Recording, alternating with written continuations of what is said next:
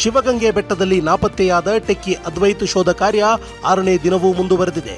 ಯಾವುದೇ ಸುಳಿವು ಸಿಗದ ಹಿನ್ನೆಲೆಯಲ್ಲಿ ಸಿಬ್ಬಂದಿ ವಾಪಸ್ಸಾಗಿದ್ದಾರೆ.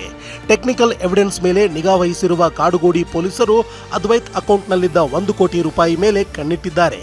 ಖಾತೆಯಿಂದ ಹಣ ಡ್ರಾ ಆದರೆ ಅದರ ಜಾಡು ಹಿಡಿದು ತನಿಖೆಗೆ ಇಳಿಯಲು ಸಿದ್ಧತೆ ನಡೆಸಿದ್ದಾರೆ.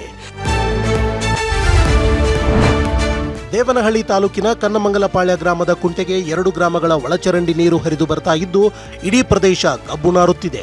ದರ್ಗಾ ಹಾಗೂ ವಿಮಾನ ನಿಲ್ದಾಣಕ್ಕೆ ಹತ್ತಿರದಲ್ಲಿರುವ ಕುಂಟೆಯಲ್ಲಿ ಗಲೀಜು ನೀರು ತುಂಬಿ ಸೊಳ್ಳೆಗಳ ಕಾಟ ಹೆಚ್ಚಾಗಿದೆ. ಸಾಂಕ್ರಾಮಿಕ ರೋಗಗಳ ಭೀತಿಯಿಂದ ಗ್ರಾಮಸ್ಥರು ಹೈರಾಣಾಗಿದ್ದಾರೆ. ತಕ್ಷಣವೇ ಎಸ್ಟಿಪಿ ಪ್ಲಾಂಟ್ ನಿರ್ಮಿಸುವಂತೆ ಹಲವು ಬಾರಿ ಹೋರಾಟ ನಡೆಸಿದ್ರೂ ಪ್ರಯೋಜನವಾಗಿಲ್ಲ. ಅಧಿಕಾರಿಗಳು ಕ್ಯಾರೆ ಎನ್ನದಿರುವುದು ಸಾರ್ವಜನಿಕರ ಆಕ್ರೋಶಕ್ಕೆ ಕಾರಣವಾಗಿದೆ.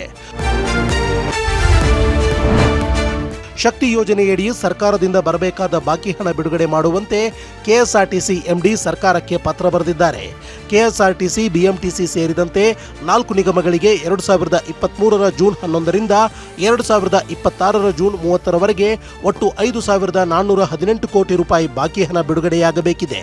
ಸಾರಿಗೆ ನಿಗಮಗಳು ಆರ್ಥಿಕ ಸಂಕಷ್ಟ ಎದುರಿಸ್ತಾ ಇದ್ದು ಬಿಎಂಟಿಸಿಯಲ್ಲಿ 3 ತಿಂಗಳಿನಿಂದ ಸ್ಪೇರ್ ಪಾರ್ಟ್ಸ್ ಖರೀದಿಗೂ ಹಣದ ಕೊರತೆ ಎದುರಾಗಿದೆ. ರಾಜ್ಯ ಸಾರಿಗೆ ನೌಕರರಿಗೆ ಸರ್ಕಾರ ಗುಡ್ ನ್ಯೂಸ್ ಕೊಟ್ಟಿದೆ. 26 ತಿಂಗಳ ಹಿಂಬಾಕಿ 1,271 ಕೋಟಿ ರೂಪಾಯಿ ಪೈಕಿ 170 ಕೋಟಿ ವೇತನ ಹಿಂಬಾಕಿಯನ್ನ ಸರ್ಕಾರ ರಿಲೀಸ್ ಮಾಡಿದೆ. ಈ ಹಿಂದೆ ಸರ್ಕಾರ 450 ಕೋಟಿ ರೂಪಾಯಿ ಬಿಡುಗಡೆ ಮಾಡಿತ್ತು. ಇಂದು ಮತ್ತೆ 170 ಕೋಟಿ ರೂಪಾಯಿ ಬಿಡುಗಡೆ ಮಾಡಿದ್ದು ಉಳಿದ 651 ಕೋಟಿ ರೂಪಾಯಿಯನ್ನ ಹಂತ ಹಂತವಾಗಿ ಬಿಡುಗಡೆ ಮಾಡೋದಾಗಿ ಹೇಳಿದೆ. ಇನ್ನು ನಿವೃತ್ತ ನೌಕರರಿಗೂ ಸಾರಿಗೆ ಇಲಾಖೆ ಉಚಿತ ಪಾಸ್ ನೀಡಲಿದೆ.